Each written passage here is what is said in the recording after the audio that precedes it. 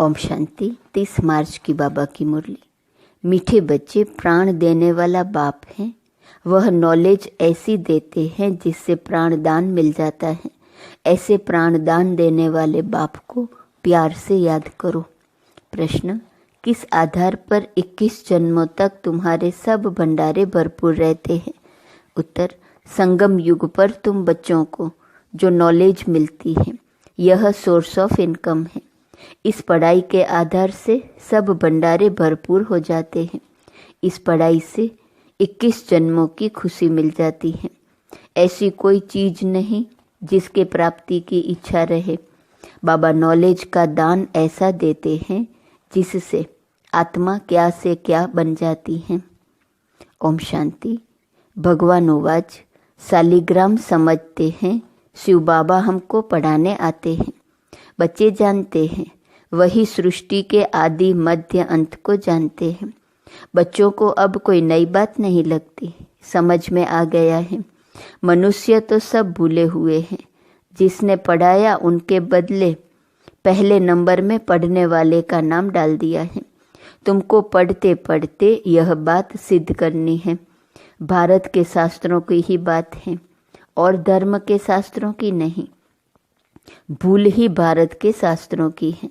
तुम्हारे सिवाय यह बात और कोई सिद्ध नहीं कर सकता। बच्चे जानते हैं यह अनादि ड्रामा है, फिर भी रिपीट होगा। तुम मनुष्य मात्र को सुधारने का पुरुषार्थ करते हो। मनुष्य जब सुधरते हैं तो दुनिया ही सुधर जाती है। सतयुग है सुधरी हुई नई दुनिया और कलयुग है अनसुधरी हुई पुरानी दुनिया। यह भी तुम बच्चे अच्छी रीति समझते हो और धारण कर समझाने लायक भी बनते हो। इसमें बड़ी रिफाइननेस चाहिए। बाबा तुमको कितना रिफाइन कर समझाते हैं, सुधारते हैं। बाप कहते हैं जब तुम सुधर जाते हो फिर मुझे सुधारने की जरूरत नहीं रहती। तुम अनआर्य बन पड़े थे, अब आर्य अर्थात देवी देवता बनना है। सो तो सतयुग में ही होंगे। वह सब सुधरे हुए थे, अब अनसुधरेले उनकी पूजा करते हैं। यह किसकी बुद्धि में नहीं आता कि हम उनको क्यों सुधरेले कहते हैं। है सब मनुष्य। जो सुधरेले आर्य थे वही सब अनसुधरेले बने हैं। आर्य और अनआर्य। बाकी वह जो आर्य समाज है वह मठ पंथ है। यह सब जाड़ से क्लियर समझ सकते हैं। यह है मनुष्य सृष्टि का जाड़। इसकी आयु 5000 वर्ष है। इसका नाम कल्प वृक्ष है। परंतु कल्प वृक्ष अक्सर से मनुष्यों की बुद्धि में जाड़ नहीं आता है। तुमको जाड़ के रूप में समझाया है। वह कह देते कल्प लाखों वर्ष का है, बाप कहते 5000 वर्ष का है। और कोई कितनी आयु सुनाते, कोई कितनी। पूरा समझाने वाला कोई है नहीं। आपस में कितना शास्त्रवाद करते हैं। तुम्हारी तो यह रू रिहान है। तुम सेमिनार करते हो, इसको रू रिहान कहा जाता है। प्रश्न उत्तर समझने के लिए भी करते हैं।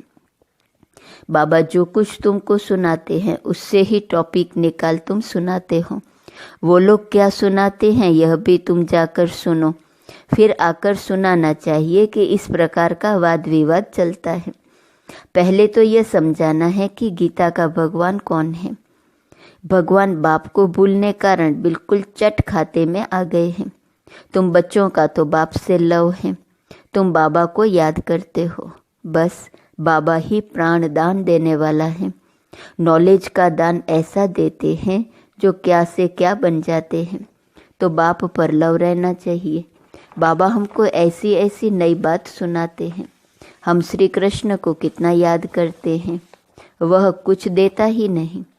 श्री नारायण को याद करते हैं, याद करने से कुछ होता है क्या? हम तो कंगाल के कंगाल ही रह गए। देवताएं कितने सॉल्वेंट थे, अब सभी आर्टिफिशियल चीज़ें हो गई हैं। जिसका दाम नहीं उनका आज दाम हो गया है। वहाँ अनाज आदि के दाम की बात ही नहीं। सबको अपनी अपनी प्रॉपर्टी आदि है। कोई अप्राप्त वस्तु नहीं जिसके प्राप्ति की इच्छा रहे। बाबा कहते हैं मैं तुम्हारा भंडारा भरपूर कर देता हूँ। तुमको ऐसी नॉलेज देता हूँ जिससे तुम्हारा भंडारा भर जाता है। तुम्हारी बुद्धि में है knowledge is source of income. Knowledge ही सब कुछ है। इस पढ़ाई से तुम कितना ऊंच बनते हो। पढ़ाई का भंडार है ना, वह टीचर्स पढ़ाते हैं, उनसे अल्पकाल का सुख मिलता है। इस पढ़ाई से तुमको 21 जन्म सुख का वर्षा मिलता है। तुम बच्चों को बहुत खुशी होनी चाहिए। ये समझने में टाइम लगता है, जल्दी कोई समझ ना सके। कोटों में कोई निकलता है। आधा कल्प सभी मनुष्य एक दो को गिराते ही आए हैं। चढ़ाने वाला एक बाप है। बेहद की पढ़ाई पढ़ाने वाले के बदले पढ़ने वाले का नाम डाल दिया है। दुनिया इन बातों को नहीं जानती। कहते हैं भगवान उवाच, पढ़ा कर गए, फिर उनका कोई शास्त्र रहता नहीं। सतयुग में कोई शास्त्र है नहीं। यह सब है भक्ति मार्ग के शास्त्र। कितना बड़ा झाड़ है। भक्ति की यह अनेक टाल टालियाँ न हो तो झाड़ का नाम भी न रहे। यह सब धारण करने की बातें हैं। तुम धारणा करते हो। पढ़ाने वाला तो पढ़ाकर गुम हो जाता है। पढ़ने वाले आकर विश्व के मालिक बनते हैं। कितनी नई बातें हैं। एक भी बात कोई की बुद्धि में बैठती नहीं है। स्टूडेंट भी तुम सब नंबरवार हो। कोई पास होते, कोई फेल होते। यह है बेहद का बड़ा इम्तिहान। तुम जानते हो हम अभी अच्छी तरह पढ़ेंगे तो कल्प कल्पांतर अच्छा पढ़ेंगे। अच्छा पढ़ने वाले ही ऊंच पद पाते हैं। नंबरवार सब जाएंगे। सारा क्लास ट्रांसफ़र होता है। नंबरवार जाकर बैठते हैं। यह ज्ञान भी आत्मा में है। अच्छा व बुरा आत्मा में है। शरीर तो मिट्टी है। आत्मा निर्लेप हो नहीं सकती। 100% सतो प्रधान और 100% तमो प्रधान कौन है, यह भी तुम समझते हो। पहले तो गरीबों को उठाना पड़े, वह पहले आएंगे। गुरुओं के भी अच्छे अच्छे अनन्य शिष्य बन जाएंगे। वह जब आएंगे तब उन सब की बुद्धि खुलेंगी। देखेंगे ये तो हमारे ही पत्ते निकलते जाते हैं। यहाँ के जो होंगे वह तो निकल आएंगे। बाप आकर नया झाड़ शुरू करते हैं। जो और धर्मों में जाकर पड़े हैं वह सब लौटेंगे। फिर भी अपने भारत में ही आएंगे। भारतवासी ही थे न।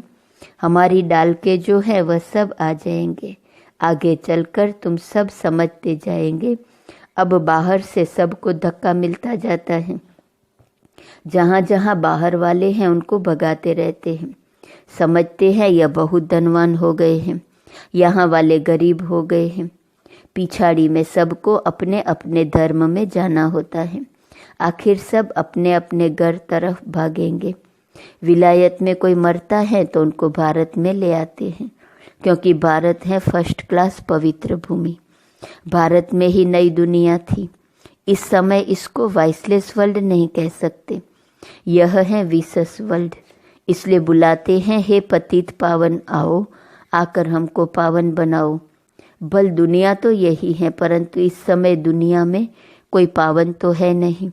पावन आत्माएं मूल वतन में है, वह है ब्रह्म महतत्व।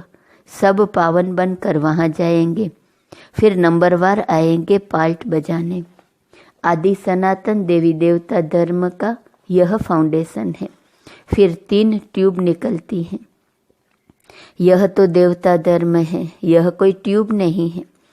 पहले यह फाउंडेशन, फिर 3 ट्यूब निकलती हैं। मुख्य हैं 4 धर्म। सबसे अच्छा धर्म है यह ब्राह्मण धर्म। इनकी बहुत महिमा है। हीरे जैसा तुम यहाँ बनते हो। बाप तुमको यहाँ पढ़ाते हैं तो तुम कितने बड़े हो।